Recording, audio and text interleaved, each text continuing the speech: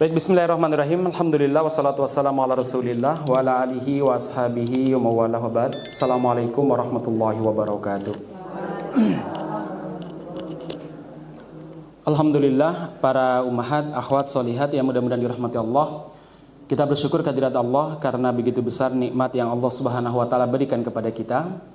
Bersyukur kepada Allah atas nikmat iman dan Islam yang Allah berikan kepada kita sehingga kita bisa duduk bersama dalam suasana persaudaraan Islam, di mana persaudaraan Islam ini kelak di hari kiamat akan menjadikan kita saling mencari dan saling memberi syafaat. Alhamdulillah yang telah menganugerahkan kepada kita nikmat kesempatan dan nikmat kesehatan, di mana sebagian saudara-saudara kita ada yang diberi kesempatan tapi tidak sehat, ada yang diberi kesehatan tapi tidak sempat. Alhamdulillah kita juga dianugerahi nikmat rasa aman, di mana saudara-saudara kita di beberapa negara, taruhlah misalkan di Palestina, mereka tidak bisa duduk nyaman sebagaimana kita ngaji bersama, membaca hadis-hadis Nabi Muhammad SAW disebabkan rasa aman betul-betul hilang dari mereka. Maka satu sisi kita bersyukur kehadirat Allah, sisi yang lain kita tetap mendoakan mudah-mudahan kaum muslimin dimanapun mereka berada, termasuk di Palestina, mudah-mudahan mereka mendapatkan rasa aman sebagaimana kita. Baik, jamaah sekalian yang mudah-mudahan dirahmati Allah, kita masih di kajian Asy-Syama'il Al-Muhammadiyah.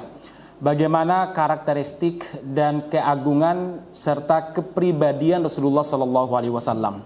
Agar kita lebih dekat dengan beliau, agar kita lebih mencintai beliau dan menghargai beliau, serta memuliakan Nabi Muhammad SAW kalau kita tahu bagaimana sisi kehidupan beliau. Soalnya kalau sejarah secara umum kan sering kita dengar. Nah, kita coba menelisik bagaimana kehidupan keseharian, bagaimana rumah beliau, tidur beliau, ibadahnya, sampai cara ngomongnya, makannya apa saja sudah kita jelaskan. Nah, sekarang kita masuk pada bab ibadatu Rasulillah SAW. Bab terkait masalah ibadah Nabi Muhammad SAW, dan sekarang kita masuk hadis yang ke-270. Sebagaimana biasa, saya bacakan hadisnya, nanti biar ibu-ibu terlibat juga dapat pahalanya ya. Nanti saya minta per meja ada yang mewakili untuk membacanya. Meja pertama hadis 270 ya, yaitu dari Abu Salman nanti ya. Meja kedua 271, kemudian meja ketiga bab berikutnya nanti. Baik. Saya masuk dulu, saya baca dulu hadisnya.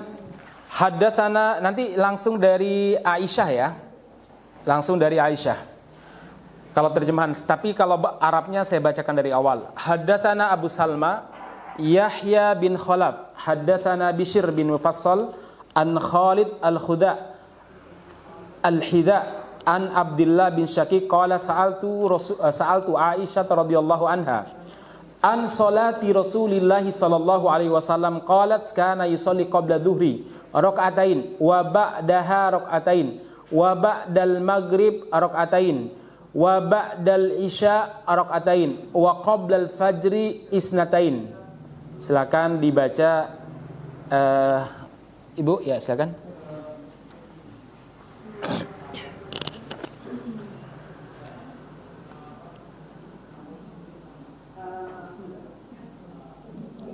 Saya bertanya kepada Ibunda Aisyah.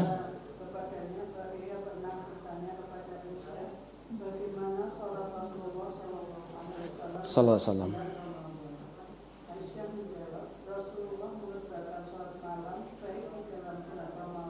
Ini beda ya?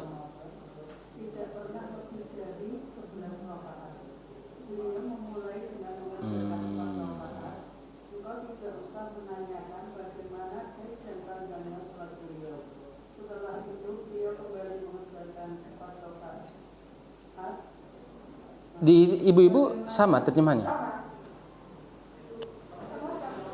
Sama. Saya pinjam dulu bukunya kalau gitu, Bu. Udah ada buku di situ? Iya. Kok beda ya dengan terjemahan saya?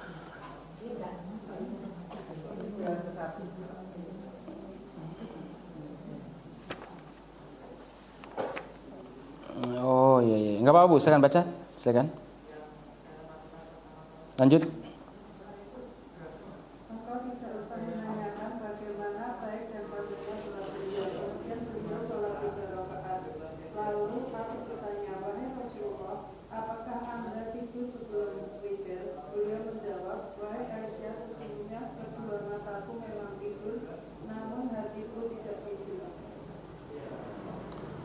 Baik. Saya bacakan hadis berikutnya 271. Haddatsana Ishaq bin Musa qala haddatsana Ma'nun qala haddatsana Malik an Ibnu Syihab an Urwa an Aisyah anna Rasulullah sallallahu alaihi wasallam kana yusalli minal laili 11 raka'atan yutiru minha biwahidatin fa idza faragha minha ittaja'a ala shikkihil aiman. Silakan yang barisan tengah ada? Oh, pinjamkan, Bun. Iya.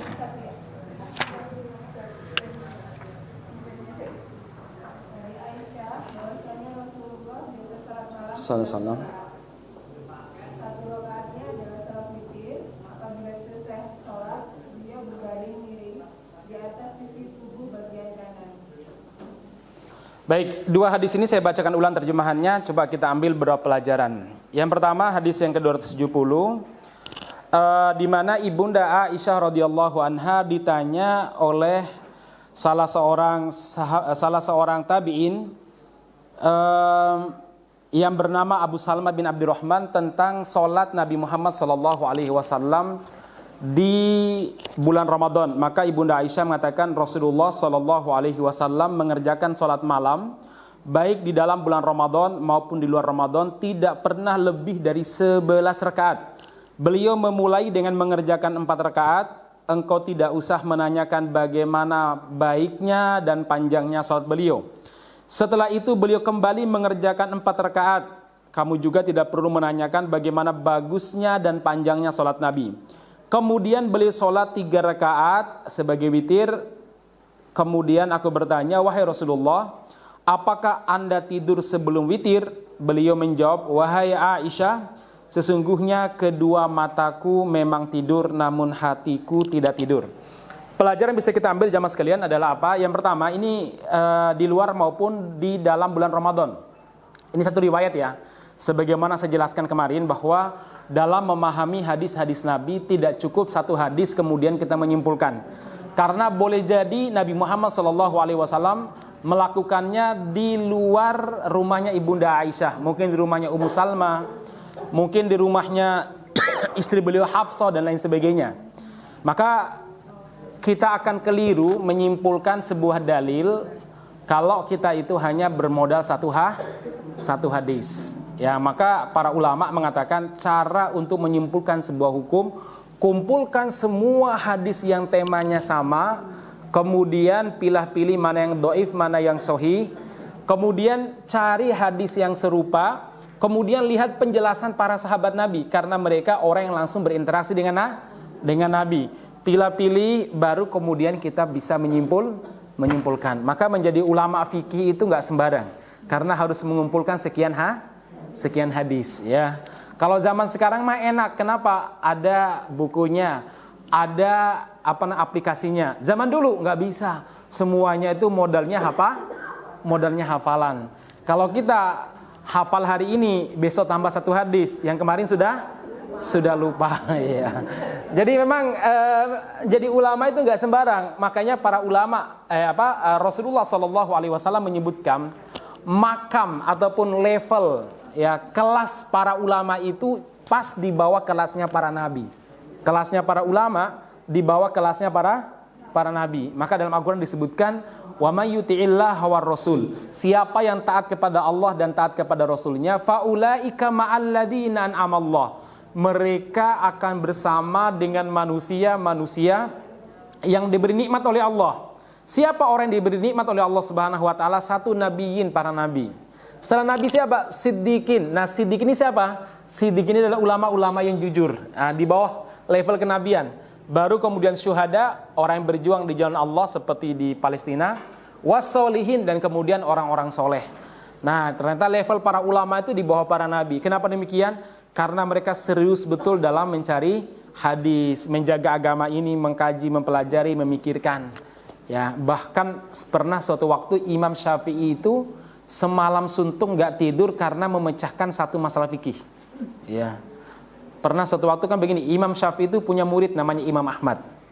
Walaupun beliau berdua beda madhab, Imam Syafi'i mendirikan madhab namanya madhab Syafi'i. Sementara Imam Ahmad itu punya madhab namanya madhab Hambali. Syafi'i yang tersebar di Yaman, di Mesir, Indonesia, Brunei, Malaysia, ini adalah Syafi'i. Sementara Hambali di Saudi, makanya Saudi nggak pakai kunut ya, itu Hambali. Ini beliau berdua ini murid sama guru. Kalau Imam Ahmad berguru kepada Imam Asy-Syafi'i terkait tentang ilmu hadis, terkait tentang fikih, usul fikih dan lain sebagainya. Kalau Imam Syafi'i berguru kepada Imam Ahmad urusan hadis. Jadi biasa aja ya. Murid jadi guru, guru menjadi murid, biasa aja. Jadi jangan terlalu pakai wolah ya. Saya punya murid sekarang jadi pengusaha sukses. Dia ngaji sama saya urusan agama, saya ngaji sama dia urusan bisnis ya. Biasa aja kalau urusan seperti itu ya. Nah, jemaah sekalian yang mudah-mudahan dirahmati Allah Subhanahu wa taala, Imam Ahmad itu selalu memuji Imam Syafi'i di hadapan putra-putra beliau. Bahkan saking ngefannya Imam Ahmad kepada Imam Syafi'i, hingga setiap doa selalu diselipkan nama Imam Asy-Syafi'i. Sementara nama anaknya kadang lupa ya. Itu membuat putra-putra beliau heran. Ya Abah, Anda kalau berdoa nama Imam Syafi'i nggak pernah Anda lupakan. Tapi nama kami sok-sok lupa. Kenapa? Dia mengatakan, wahai anakku nggak sengaja. Cuma yang perlu kamu ketahui, laulas Syafi'i, kalaulah bukan Asy-Syafi'i, bapakmu tidak seperti ini. Maksudnya tidak akan menjadi ulama seperti ini. Jasanya Imam Syafi'i. Nah, beliau menjelaskan ke Imam Syafi'i, orangnya waro, orangnya orangnya ibadahnya luar biasa dan lain sebagainya. Ilmunya juga luar biasa. Hingga suatu waktu Imam Syafi'i bertamu ke rumahnya Imam Ahmad. Nah, kemudian saat makan malam, Imam Syafi'i makannya sangat banyak banget. Ya, sangat banyak banget. Sampai anak-anak beliau itu rasanya gimana? Katanya ulama, mangannya akeh ya. Misalkan ya, makanya banyak sekali. Ya tentu nggak sampai gelegaan kayak kita ya. Kayak kita tuh kayak dia sih dia. Nah, singkat cerita jemaah sekalian, setelah itu Imam Syafi'i minta izin karena habis Isya, tuan rumah istirahat, beliau masuk ke dalam kamar tamunya. Putra-putra Imam Ahmad itu menyediakan satu baskom air, karena dulu belum ada kamar mandi dalam ya. Satu baskom air di depan pintu untuk wudhu atau untuk macam-macam. Nah, singkat cerita, begitu adzan subuh berkumandang, Imam Syafi'i keluar dari rumahnya, Imam Ahmad bersama dengan tuan rumah pergi ke masjid. Habis dari masjid mereka pulang. Mereka pulang ngobrol dengan Imam Ahmad. Di waktu pagi tersebut, anak-anak Imam Ahmad ini merasa ada yang aneh dengan ulama yang dikagumi oleh bapaknya ini. Satu, makannya banyak, malam langsung tidur. Yang kedua, air di baskom tidak tersentuh sama sekali, nggak kurang sedikit pun. Berarti imam ini nggak tahajud, bahasa mereka. Terus sholat subuh langsung sholat orang wudhu gitu ya. Loh kok gini gitu nih ya? Aneh kata mereka. Akhirnya Imam Ahmad itu membaca kejanggalan yang ada di wajah-wajah putra-putra beliau. Agak janggal kayaknya. Akhirnya beliau mengatakan begini, anak-anakku, mumpung Imam Syafi'i di sini, tanyalah apa yang menurut kalian janggal. Mereka mengatakan baik. Yang pertama, kami melihat Imam Syafi'i makannya banyak. Yang kedua, beliau malamnya langsung tidur, tidak mudzakarah, tidak membaca-baca dan sebagainya. Yang ketiga, kayaknya nggak sholat, buktinya airnya masih utuh. Terus pergi sholat subuh tanpa wudhu. Lah kok ulama kayak begini ya bahasa kita sekarang ya? Kok begitu ya Syekh? Akhirnya Imam Syafi'i mengatakan, baik, saya akan jawab satu persatu. Adapun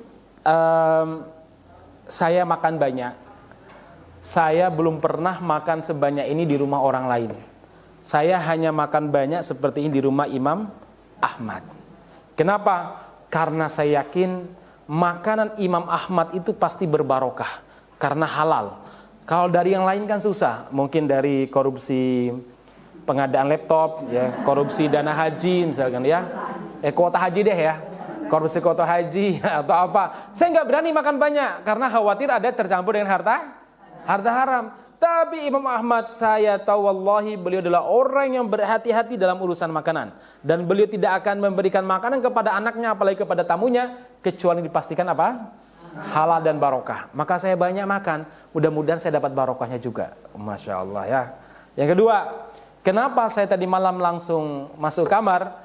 Karena yang saya ketahui dari hadis Nabi Muhammad SAW, habis Isya itu tuan rumah atau siapapun tidak boleh ganggu kecuali darurat waktu istirahat. Maka saya langsung masuk kamar. Dan saya sholat subuh, saya semalaman tidak tidur. Kenapa? Saya memikirkan beberapa masalah fikih. Begitu bangun, begitu dapat kesimpulan saya tulis.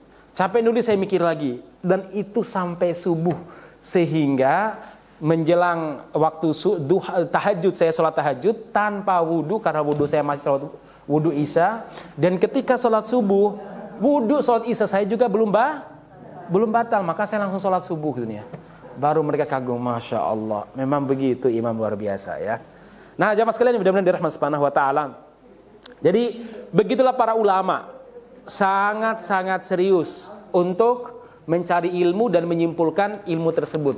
Sehingga jamaah sekalian yang mudah-mudahan dirahmati Subhanahu wa ta'ala, kedudukan mereka oleh Rasulullah disebut di bawah level kenabian, karena mengkaji, membaca. Enggak sembarang ya, enggak sembarang jadi ulama. Ya. Kalau kita kan datang pengajian, udah datang aja gitu ya. Tapi kalau Ustadz baca dulu kira-kira nanti gimana, di jalan masih tadi masalah apa ya gitu ya. Begitu jamaah sekalian, apalagi kalau ngisi yang sifatnya lebih serius ya. Itu lebih persiapan lebih cepat, lebih dalam, lebih lama. Terkadang orang itu melihat para kiai atau para ulama itu menyampaikan materi hanya 1 jam. Ya, mereka lupa kalau persiapannya hampir semalam. Apalagi kalau materi-materinya materi berat ya. Jadi begitu. Baik jemaah sekalian, mudah-mudahan dirahmati Subhanahu wa ta'ala, ini pelajaran pertama bahwa ini memang menyebutkannya 11 rakaat. Tapi hadis lain menyebutkan berapa? 13 rakaat ya. Baik. Selanjutnya pelajaran bisa kita ambil jamaah sekalian adalah apa? Pentingnya seorang istri memperhatikan kebiasaan suami, terutama terkait masalah ibadah. Kebiasaan suami seperti apa? Soalnya kalau orang sudah tahu kebiasaan suaminya, kalau ada hal-hal yang janggal, dia bisa mempertanyakannya. Kayak kemarin lah misalkan, kasus di Indonesia misalkan ya. Ibu-ibu masih mengikuti nggak pembunuhan diplomat muda Arya Daru? Salah satu kejanggalan disebutkan oleh istrinya adalah apa? Lampu kamar mandinya mati. Padahal sudah sekian tahun saya nikah dengan suami saya itu punya kebiasaan lampu kamar mandi nggak pernah dimatikan. Ya. Jadi pasti aneh kan, katanya kan nggak ada yang membunuh, itu bunuh diri ya. Ada beberapa keanehan. Apa? Mengetahui kebiasaan suami itu menjadi menjadi kunci menyelesaikan banyak masalah. Suaminya biasanya pulang cium kening istrinya, sekarang kok malah langsung masuk kamar mandi atau langsung itu ada apa gitu ya. Itu sesuatu yang kemudian bisa kita kaji. Samalah Ibunda Aisyah radhiyallahu anha menghafal kebiasaan suami, terutama terkait masalah sholat. Baik, pelajaran lain yang bisa kita ambil jamaah sekalian adalah apa? Tentang karakter semua nabi. Semua nabi punya sifat yang sama dalam hal urusan tidur.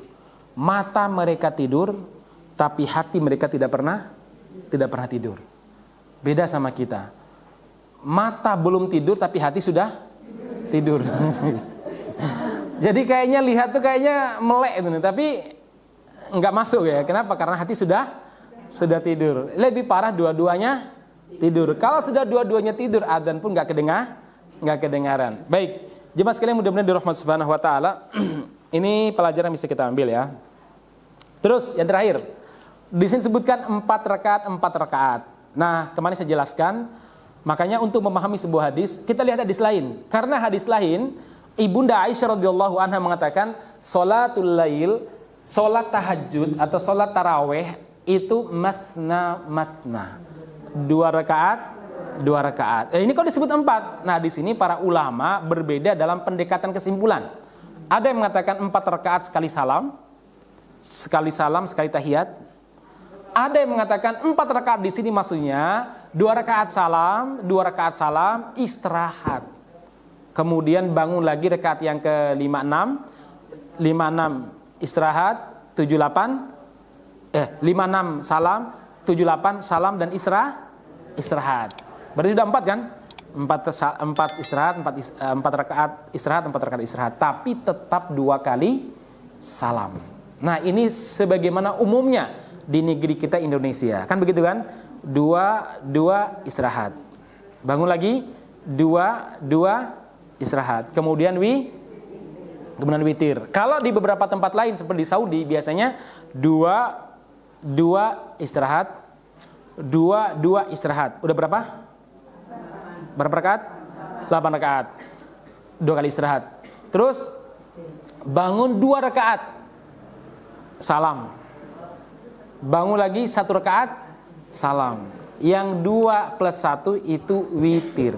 Jadi witirnya 2 kali salam. Boleh gitu? Boleh juga. Ya, baik jamaah sekalian. Maka sekali lagi, cara memahami sebuah dalil dikumpulkan dulu, baru kemudian kita simpulkan. Nah, sekarang kita masuk hadis yang 271. Ini adalah sebuah sebuah dalil jamaah sekalian dari sebagian para ulama bahwa Rasulullah Shallallahu Alaihi Wasallam sholat tahajudnya 10 rakaat, sementara 1 rakaatnya adalah witir. Ya, maka di sini sebutkan, kana yusolli minal laili 11 rakaatan, yutiru minha biwahidatin. Nabi itu sholatnya 11 rakaat. 11 rakaat, salah satu dari rakaatnya itu, 1 rakaatnya witir. Jadi witir itu bagian daripada 11 rakaat tadi. Berarti apa? 10 tahajud, 1 witir. Nah, ma'asyiral muslimin yang mudah-mudahan dirahmati Allah, setelah itu beliau akan tidur dengan berbaring miring di atas tubuh bagian kanan. Ya, ini buat apa? Buat menunggu adzan subuh ya. Kalau tidur seperti ini, miring sebelah kanan, kata para ulama, kenapa? Itu lebih sigap dan tidak terlalu nyenyak, sehingga tidak akan kesiangan sholat subuh. Jangan habis taraweh atau habis sholat tahajud jam 4, karena tahajudnya mulai jam 3, jam 4 karena masih ngantuk, hidupkan AC, selimutan, tidur. Itu bablas ya. Ya, tidur terlentang. Nah, jemaah sekalian mudah-mudahan dirahmati Subhanahu wa taala, ini sekali lagi Rasul mengajarkan bagaimana tidur yang baik ya. Tidur itu bukan tidur setiap malam ya, dari habis tidur begini, enggak. Itu maksudnya tidur di waktu tertentu. Contoh tadi menjelang sholat subuh. Kadang kalau beliau tidur di masjid, apalagi qailulah, biasanya tidur telentang, kaki kanannya dinaikkan di atas kaki kirinya, tidur. Nah, kadang seperti itu juga jamaah sekalian. Nah, artinya ada kondisi-kondisi di mana Nabi Muhammad tidur dengan cara ini, dan kondisi tertentu tidur dengan cara yang itu. Ya, masing-masing itu punya fungsi yang berbeda. Masya Allah ya. Baik, jamaah sekalian, sekarang kita masuk hadis 272. 272, 273 sama 274. Ya. Haddatsana Ibnu Abi Umar qala haddatsana Ibnu Syihab nahwahu wa haddatsana Qutaibah an Malik an Ibnu Syihab nahwahu. Ini enggak perlu dibacakan karena sama aja. Nah, langsung 273 Pak Bu ya. 273 haddatsana Hannad qala haddatsana Abul Ahwas an A'mas an Ibrahim anil Aswad an Aisyah qala kana Rasulullah SAW yusolli minal laili 9 rakaatin.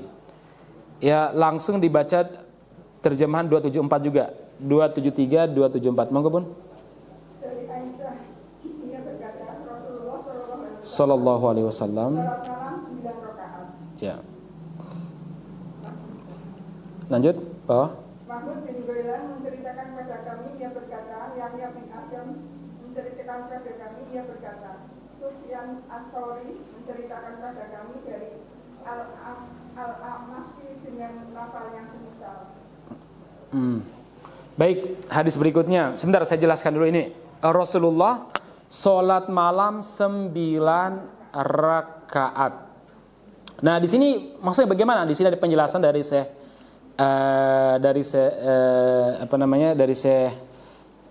penyarah hadis ini. Beliau mengatakan, yusolli tis'a raka'atin minha sittun la yaq'udu illa fis-sadisah minha summa yatasyahad wa yusolli ila akhiri ma fil kaifiyati sabiqah. Nah, jemaah sekalian yang mudah-mudahan dirahmati Allah Subhanahu wa taala, di sini ada penjelasan bagaimana sih 9 rakaat. Ini juga hadis 9 rakaat.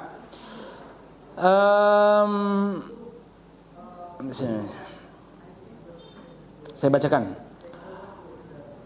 Wa yusolli tis'a raka'atin la yajuz fi illa thaminah fayadhkurullaha wa yahmadu wa yad'uhu summa yanhadu wa la yusallim summa yaqumu fa yusolli tasi'ah. Nabi Muhammad SAW dalam hadis lain menyebutkan, ini kan hadis Aisyah umum ya, Nabi sholat 9 rakaat. Nah, hadis lain mengatakan Nabi itu sholat 9 rakaat, maksudnya dari rakaat pertama sampai rakaat yang ke-8 beliau tidak tahiyat. Lanjut terus, tidak tahiyat. Terus kemudian di rakaat yang ke-8 tadi, di rakaat yang ke-8 beliau akan duduk tasyahud, tapi tidak salam. Bangun di rakaat ke-9, tahiyat lagi di rakaat ke-9, kemudian salam. Berarti 1 kali salam 2 tahiyat. Bisa dipahami sampai sini? Kalau Anda tanya, Ustaz, hukumnya bagaimana? Ya, di kalangan kita, terutama Indonesia, ini gorib. Apa gorib? Aneh, asing. Ya, tapi mau saya, kenapa saya sampaikan begini? Kita sebagai orang yang belajar harus mengetahui semua jenis ilmu. Pilihannya mana? Itu adalah pilihan kenyamanan kita. Atau mungkin aku tenteramnya pakai pendapat ini. Itu urusan kita. Tapi bagi kita seorang pelajar yang belajar ilmu agama harus mengkaji semuanya. Supaya apa? Kalau ada orang yang berbuat seperti itu, kita tidak langsung vonis. Vonisnya apa? Sesat. Salah, itu sholat apa Nabi Musopo gitu nih ya. Nah, malah kita malu sendiri. Itu yang pertama ya. Terus, summa yakumum fa yusolli at-tasiyah, summa yaktubu fa yuqayyim, summa yusolli tasliman yusmi'una.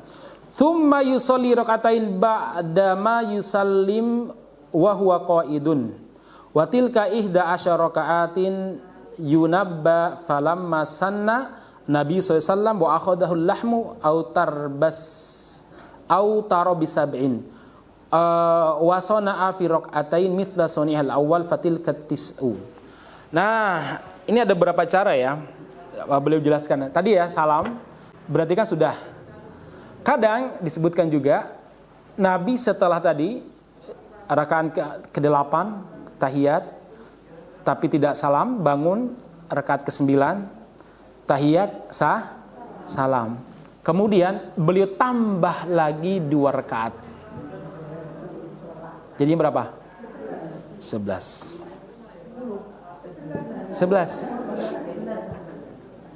Nah, tapi terkadang Rasulullah SAW itu sholatnya gimana? Disebutkan rakaat ke-6 beliau tahiyat, kemudian beliau salam, kemudian nanti rakaat 7, 8, 9 sekali salam. Berarti namanya 9. Kadang seperti itu juga. Ada riwayatnya. Nah, makanya jamaah sekalian, dalam urusan kaifiyah, tata cara ibadah, terutama ibadah sunnah, itu memang riwayatnya banyak versi. Disinilah kita butuh kelonggaran jiwa dan kemauan untuk membaca. Beda dengan sholat wajib. Kalau sholat wajib, versinya nggak banyak. Cuma 4 madhab itu yang diakui. Kalau madhab Syiah nggak usah diakui. Kenapa? Karena sholat mereka udah beda. Contohnya Allahu Akbar, nggak bersedekap. Itu bisa Syiah, bisa juga Hanafi. Ya, Allahu Akbar. Kemudian mereka sujudnya Sami Allahu liman hamidah. Terus nanti sujud ruku lagi. Nah, sama ketika sujud, habis sujud pertama Subhana rabbiyal a'la, Allahu Akbar. duduk di antara dua sujud, Allahu Akbar. Sedekap ketika duduk di antara dua sujud, baru Allahu Akbar, sujud lagi. Ini penyimpangan ya. Ini penyimpangan. Karena apa? Karena nggak ada riwayat-riwayat yang sesuai terkait masalah itu.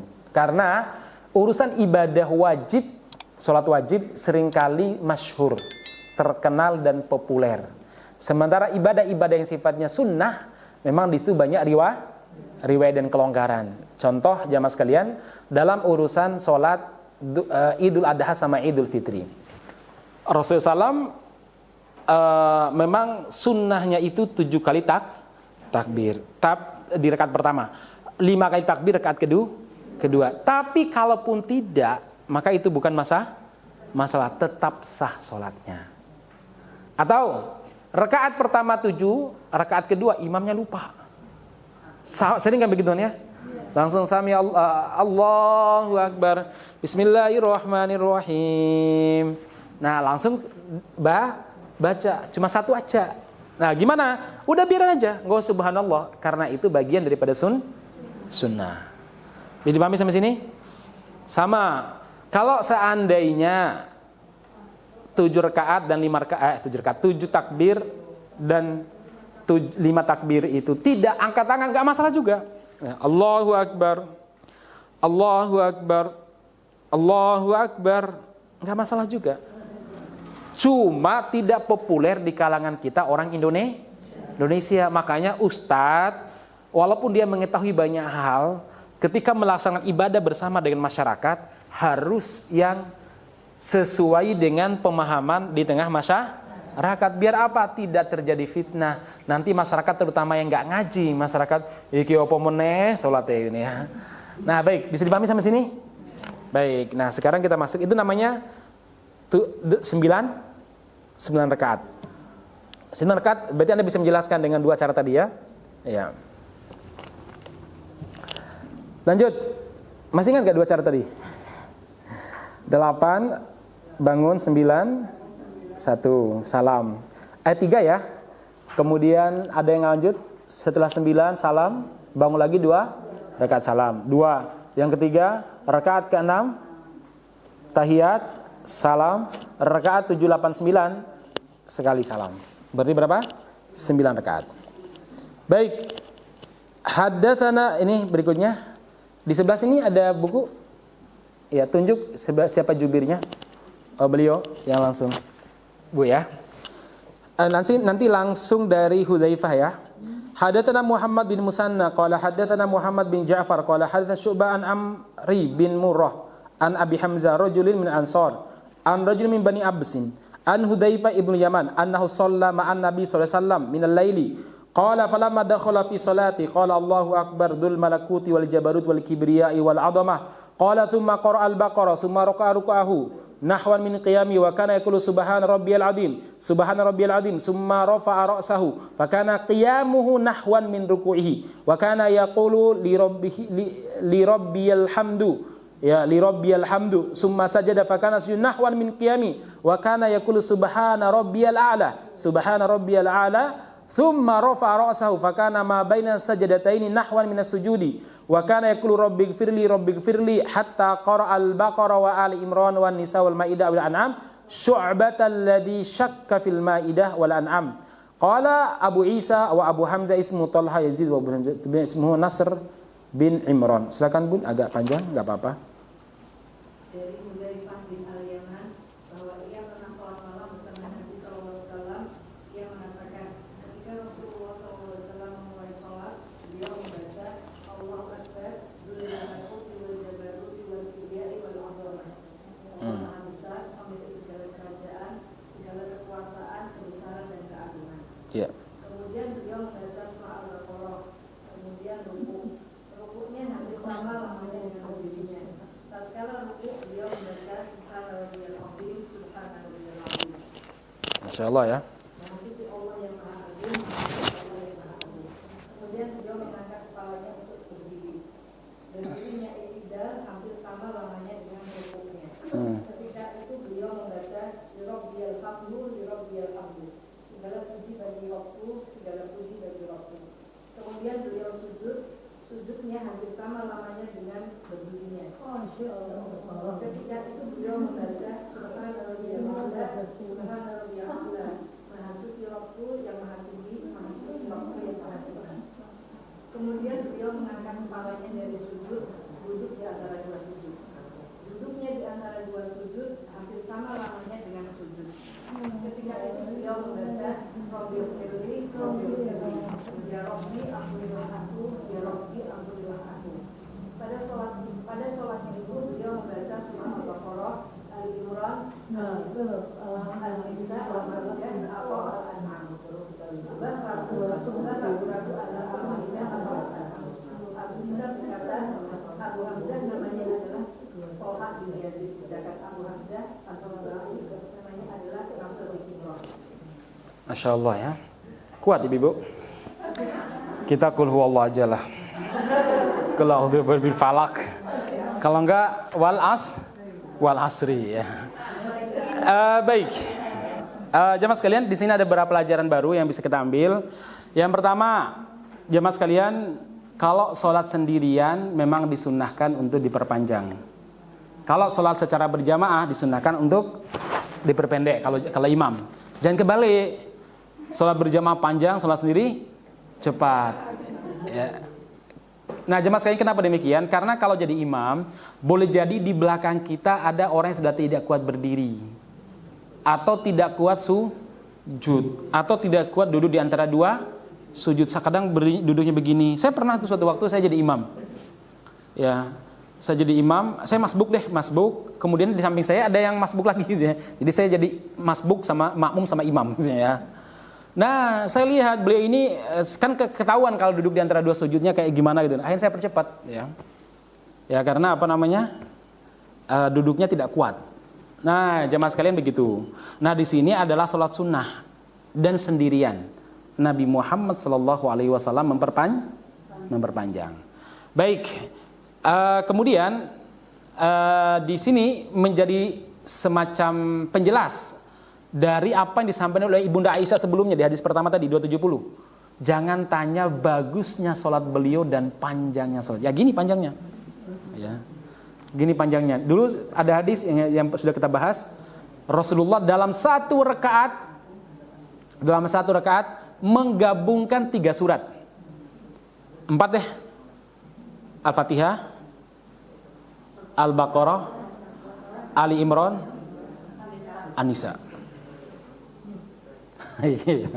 Masya Allah ya. 1 rakaat loh ibu. 1 rakaat. Nah tapi kadang beliau mempercepat. Pernah suatu waktu beliau ngimami sholat, terdengar suara bayi menangis, anak menangis. Maka beliau percepat sholatnya. Ya percepat dalam makna tetap memenuhi tumakninah. Karena tumakninah itu bagian daripada rukun sholat. Enggak tumakninah, enggak sah sholatnya. Itu kesepakatan para ulama. Standar tumakninah itu apa? Standar tumakninah ya kalau berdiri berarti Al-Fatihah, kalau sujud ya kalau ruku berarti baca Subhana Rabbiyal Azim. Ya, kalau sujud atau itidal baca Subhana Rabbana walakal hamdu. Kemudian demikian juga selanjutnya. Ketika duduk di antara 2 sujud, ya standar tumakninah itu apa? Rabbighfirli. Udah itu aja. Itu standar tumakninah. Standar minimal bun ya, bukan standar maksimal. Udah Rabbighfirli udah selesai, ya. Nah, jadi ibu-ibu mungkin sholat di bandara, kayaknya udah mau gate-nya udah mulai buka misalkan ya. Ya gitu aja, standar aja tumaninahnya. Baik. Jemaah sekalian, ini nanti hadis berikutnya saya akan jelaskan. Di sini apa hubungannya dengan rakaat? Nah, kalau kita baca di sini kan begini penjelasannya. Al-Baqarah tidak selesai, beliau sujud rakaat pertama.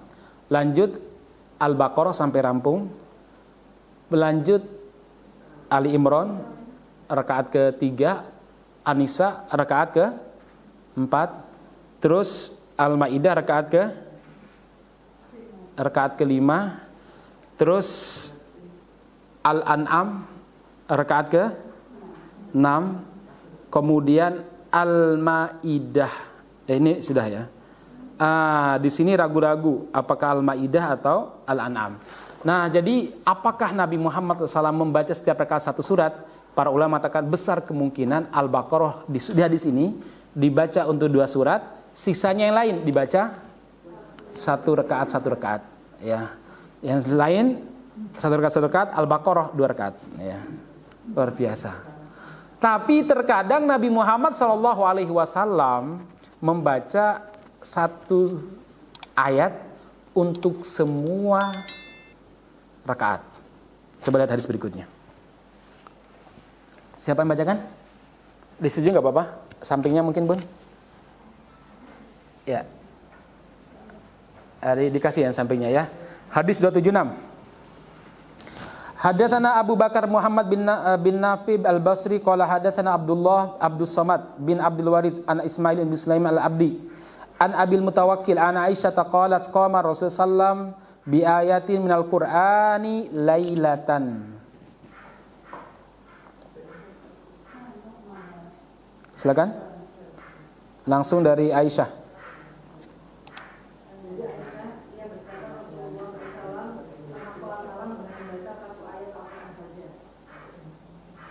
Baik, coba kita lanjut hadis berikutnya. Ibunda Aisyah mengatakan Rasulullah pernah sholat malam dengan membaca 1 ayat Al-Quran saja. Oke, sekarang kita masuk hadis berikutnya. Boleh di sampingnya atau di sini ya, tengah, Bun. Kasih pinjam, dipinjamkan. Kasih pinjam ya. Nanti langsung dari Abdullah bin Mas'ud ya. Haddatsana Mahmud bin Ghailan qala haddatsana Sulaiman bin Harb qala haddatsana Syu'bah Anil Anmas an Abi Wa'il an Abdullah bin Mas'ud qala shallaitu lailatan ma'a Rasulullah sallam falam yazal qa'iman hatta hamamtu bi amri su'in qila lahu wa ma hamamta bih qala hamamtu an aquda wa ada'an nabiyya sallallahu alaihi wasallam. Silakan dari Abdullah bin Mas'ud.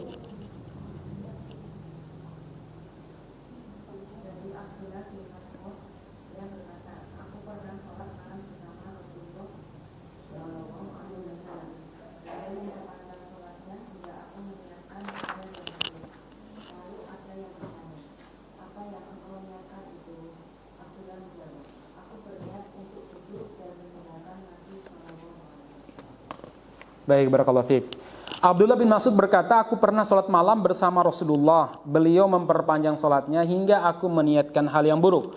Lalu aku bertanya, yaitu Abu Wa'il, apa yang engkau niatkan yang buruk itu? Abdullah bin Mas'ud mengatakan, aku berniat untuk duduk dan meninggalkan Nabi. Iya. Baik, maksudnya meninggalkan Nabi sendirian sholat. Pelajaran bisa kita ambil dari 2 hadis ini adalah 1, boleh seseorang menggunakan 1 ayat saja untuk menyelesaikan sekian rakaat sholat. Ya, Bismillahirrahmanirrahim. Setelah Al-Fatihah apa? Inna a'atoina kal kautsar. Allahu Akbar. Nanti rakaat kedua setelah Al-Fatihah, Inna a'atoina kal kautsar. Itu kan sudah ayat berikutnya itu. Terus nanti rakaat ketiga begitu. Ini makna pertama daripada hadis ini. Nah, makna kedua kata para ulama dari hadis ini adalah apa? Yaitu Nabi mengulang-ulangi 1 ayat dalam 1 rakaat. Dan beliau mungkin witir ya. 1 rakaat itu sampai subuh. Sampai menjelang adzan subuh. Diulang-ulangi aja 1 surat tersebut sambil menangis, dibaca lagi, menangis lagi. Sampai subuh dari jam 12 malam. Ya. Berdiri terus. Surat apakah tersebut? Yaitu di surat Al-Maidah 118.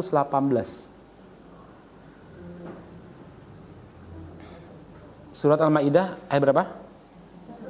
118.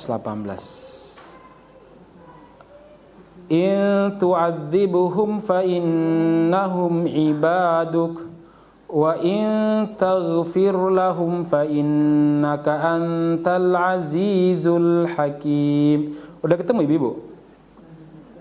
Baru buka? Kalau sudah, saya minta untuk dibacakan terjemahannya.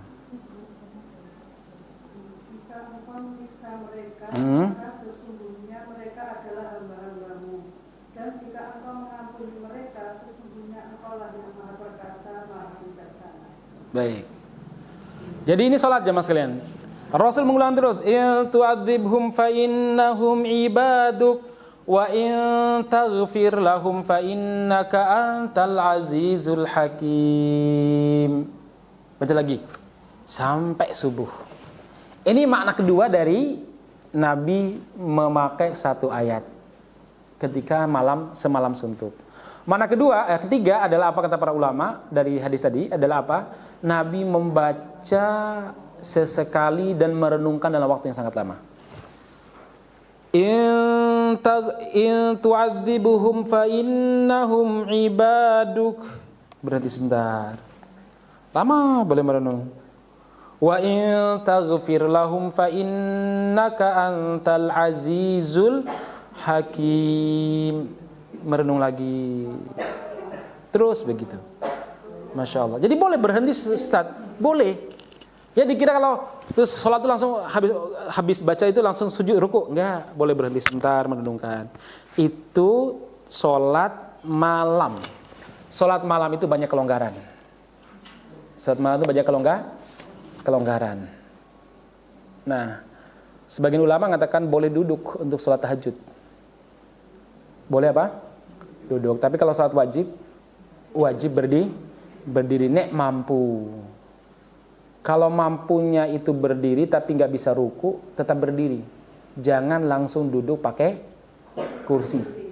Cara baik-baik ya, karena saya lihat ada sebagian orang jalan tuh bisa, dia cuma nggak bisa ruku dan nggak bisa sujud. Nah, kalau kondisi seperti itu, dia tetap wajib berdiri. Cuma pas ruku langsung duduk di kursinya. Begitu ya. Nah, begitu imam bangun rakaat kedua, berdiri lagi. Jangan karena nggak bisa ruku atau nggak bisa sujud, terus langsung duduk dari awal padahal dia mampu berdiri, nggak bisa. Fattaqullaha mastata'tum. Bertakwalah kepada Allah semampu kita. Jadi kalau mampunya cuma berdiri ya berdiri, ruku sama sujud ya duduk. Ya. Ini saya lihat sering ibu-ibu atau bapak-bapak di masjid begitu, apalagi di Saudi. Ya, itu diingatkan oleh para ulama Saudi itu diingatkan harus berdiri. Baik jemaah sekalian, kalau sepotong-sepotong boleh harful muqatta'ah. Misalkan ghairil maghdubi 'alaihim waladdallin.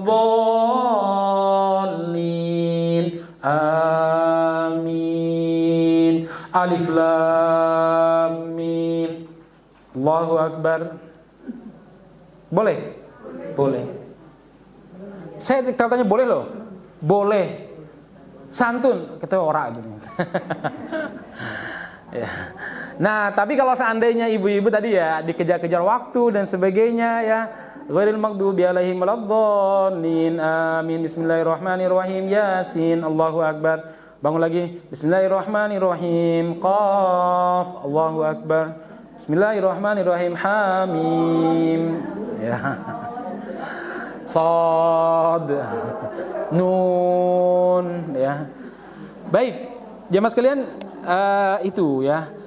Tolong ya, ilmu gini kita pelajari bukan untuk mencari kesempatan dalam kesempitan. Tolong jadi baik-baik ya. Ilmu itu dipelajari untuk mendekatkan kita kepada Allah. Mana di antara perbuatan lebih mendekat ya pakai itu. Yang kedua, untuk memposisikan diri kita agar bijaksana dalam kondisi darurat. Gitu. Anda jadi imam, tiba-tiba di belakang ada anak mungkin bentur kepala di tembok masjid atau apa jatuh gitu nih. Anda jangan baca Al-Baqarah. Ya. Baca aja. Ya, satu surat enggak apa-apa, bahkan satu ayat enggak apa-apa. Cuma kalau satu ayat mungkin masyarakat enggak begitu paham ya, kecuali ayatnya panjang. Kalau ayat tengah-tengah kan mereka kira satu surat kan pada satu ayat diberhentikan nih ya. Baik begitu ya. Lanjut biar cepat nih. Wah, ini kita harus rampung-rampung nih ya. Hadis berapa nih? Tadi 2. Ya, sekarang kita masuk maaf sebentar. Abdullah bin Mas'ud sahabat Nabi. Nah, maksudnya apa? Nabi SAW mengimami Abdullah bin Mas'ud. Apakah beliau sadar bahwa Abdullah bin Mas'ud itu ada? Sadar? Kok beliau memperpanjang? Katanya kalau salat berjamaah pendek. Para ulama mengatakan satu kalimat itu berlaku bagi salat wajib. Salat wajib memang berjamaah disunahkan pendek. Tapi salat sunnah, kan sholat sunnah rata-rata sendiri kan ya. Kecuali sholat, kalau Idul Adha sama Idul Fitri, sebagian besar para ulama mengatakan itu wajib ya. Maksudnya fardu ain. Kalau sholat sendiri, sholat sunnah itu disunnahkan untuk diperpanjang, walaupun bersama dengan jamaah. Kecuali kalau memang jamaah sudah kita ketahui ada yang sakit. Jadi untuk sholat sunnah itu sifatnya relatif. Apalagi kalau sholatnya malam. Jadi kalau sholatnya malam, misalnya jam 12 malam atau jam 3 malam, memang kalau ada orang yang mau tahajud bersama, memang sudah niat untuk sholatnya diperlama nggak apa-apa memang. Kayak kita lah misalkan Ramadan ya, di beberapa masjid kan biasanya targetnya 1 juz atau 2 juz. Kayak di Istiqlal itu kan kalau 10 hari terakhir kan berapa juz? 2 juz. Jadi mulai jam 11 ya. Mulai jam 11 rampungnya jam 2 bahkan setengah 3. Saya pernah ikut sampai yang 10 akhir itu, sehingga saya malam ganjil ya. Itu selesai 2 rakaat kan? 2 juz kan? Itu rampungnya itu pas menjelang sahur, jam-jam setengah 3. Karena saya ngisi dekat situ, akhirnya saya nggak pulang, ya wes lah. Oh, udah sebentar lagi subuh sini. Nggak jadi pulang sahur di masjid akhirnya. Nah, itu memang orang ke situ datang udah niat ingin sholat sak mareme ya. Nah, kalau di beberapa pondok pesantren itu ada semalam 30 juz. Itu nggak pakai kultum itu. Seperti seingat saya di Temboro itu ada semalam itu, ada seingat saya 10 malam terakhir itu 30 juz. Mulai juz pertama. Ya. Bacaannya dipercepat. Bismillahirrahmanirrahim. Alhamdulillahirabbil alamin arrahmanirrahim maliki yaumiddin. Iyyaka na'budu wa iyyaka nasta'in. Yang penting tidak melanggar hukum tajwid maupun tahsin. Ya. Jadi selesainya kapan? Selesai itu jam 4. Wah, lumayan pegel itu. Imamnya biasanya ganti-ganti. Ya, 1 malam bisa 2-3 imam. Baik. Mau dicoba ibu-ibu gitu? Di rumah aja, coba dulu di rumah ya. Sekarang kita masuk. Ya Allah, udah jam 11 lewat ya. Dicatat ya, sampai 278. Kita insya Allah berjumpa lagi di bulan depan insya Allah. Kita akhiri sampai di sini dulu. Subhanakallahumma rabbana bihamdika asyhadu an la ilaha illa anta astaghfiruka wa atubu ilaik. Walhamdulillahirabbil alamin. Ada pertanyaan Ibu-ibu? Oh ya, silakan.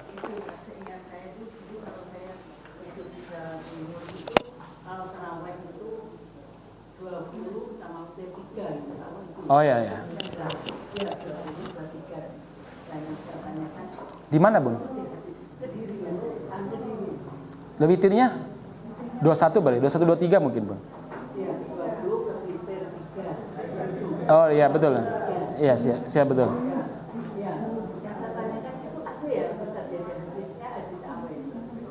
Ada. Itu memang tidak pernah dilakukan oleh Rasulullah SAW, tapi dilakukan oleh Sayyidina Utsman. Ya, memang kalau tanya ada hadisnya enggak dari Nabi? Enggak ada. Yang ada adalah perbuatan Sayyidina Utsman bin Affan. Lah Utsman kan bukan Nabi, Ustaz. Iya. Tapi beliau lakukan itu tidak diingkari oleh sahabat. Berarti itu semacam ijma bahwa boleh sholat tahajud atau sholat taraweh 23. Kan yang dipakai 11 pada zaman Rasulullah SAW sedianya 11, pada zaman Khalifah Umar 13, kemudian pada zaman Khalifah Utsman 23. Ya, begitu. Barakallahu. Apakah kita boleh tidak hanya mengataskan badan? Iya. Kita kan kalau Indonesia kan terkenalnya madzhab Syafi'i ya. Betul. Kita keyakinannya itu nggak cuma madzhab Syafi'i, bisa madzhab Hambali. Baik, boleh. Bolehkah kita memakai madhab mana saja? Boleh. Jadi begini, bermadhab itu sifatnya sunnah muakkadah. Sunnah muakkadah, bermadhab. Tapi untuk kita orang Indonesia ini kayaknya nggak pakai madhab ya. Ya, sebenarnya ustadznya kayak apa sih? Boleh nggak? Boleh saja. Nah, semacam ustadz-ustadz yang ada itu ya mungkin mereka memegang satu madhab, yakin dengan satu madhab. Tapi dalam beberapa urusan kadang memakai madhab lain. Boleh. Apalagi yang tidak mengikat diri dengan satu madhab. Pindah-pindah madhab juga nggak masalah. Yang penting adalah satu, sesuai dengan dalil. Yang kedua, pertimbangan memakai ini itu tuh semuanya demi kebaikan, bukan nafsu. Ya, boleh seperti itu ya. Ya kayak Muhammadiyah pakai madhab enggak? Muhammadiyah itu pakainya tarjih, majelis tarjih. Salah? Enggak, benar kok ya.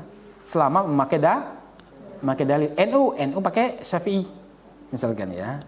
Jadi begitu. Jadi mereka sangat terikat dengan madhab Syafi'i. Jadi misal kalau biasanya kan Muhammadiyah sholat idnya, kita tahun ini kita Betul. ikut pemerintah, terus tahun depan ikut Muhammadiyah atau NU gitu. Boleh. Masih boleh. Boleh. Kalau pertimbangannya adalah maslahat. Contoh ya.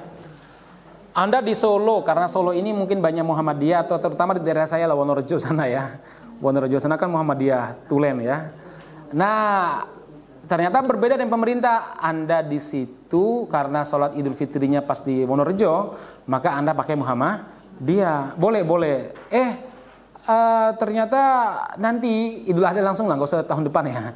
Idul Adha Anda ingin pergi ke daerah mana? Ternyata berbeda dengan Muhammadiyah. Di situ kebanyakan Nahdien misalkan. Anda pakai itu boleh. Kenapa? Karena yang paling sahih adalah Anda ikut bersama masyarakat. Itu yang paling sahih.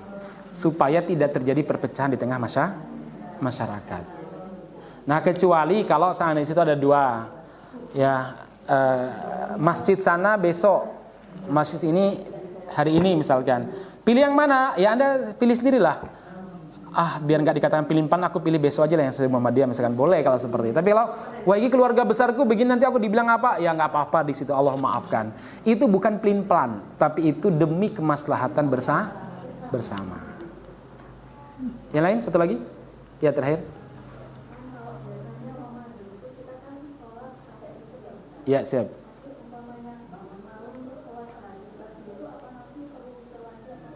Baik. Kalau sholat Ramadan, sholat taraweh bersama imam sampai witir, itu memang paling utama begitu. Nah, bahwa nanti malam kita mau taraweh lagi, atau bukan taraweh, mau tahajud lagi misalkan, boleh. Tapi tidak perlu tutup dengan witir, karena witir itu dalam semalam cuma sekali. Di sini para ulama memperbolehkan. Kalau ada tapi ada ulama yang tidak boleh, memang ada ulama yang tidak memperbolehkan. Nek sholat ya wes rampung, nek witir, enggak usah ngulangi lagi. Itu memang ada pendapat seperti itu. Cuma ini bukan satu-satunya pendapat. Ya, kalau saya memilih pendapat yang mengatakan boleh. Kenapa? Karena untuk Ramadan memang ada banyak kebebasan. Contoh masalah tilawah Quran. Kan tilawah Quran itu paling cepat itu seharusnya 3 hari. Tapi di bulan Ramadan boleh lebih daripada 3 hari. Contohnya sehari semalam khatam, atau Imam Syafi'i siangnya khatam, malamnya khatam. Berarti selama 30 hari 60 kali khatam. Padahal Nabi melarang lebih dari melarang kurang dari 3 hari. Tapi para ulama mengatakan itu di luar Ramadan. Di bulan Ramadan boleh. Jadi ada kelonggaran seperti itu untuk mengejar pahala. Barakallahu fiik.